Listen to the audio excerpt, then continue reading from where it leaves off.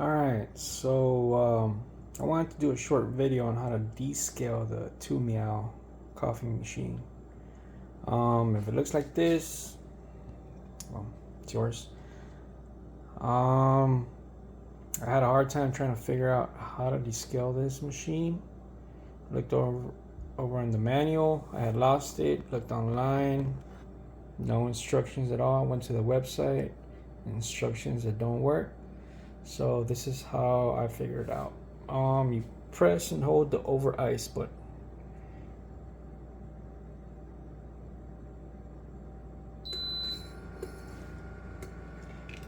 And there you go.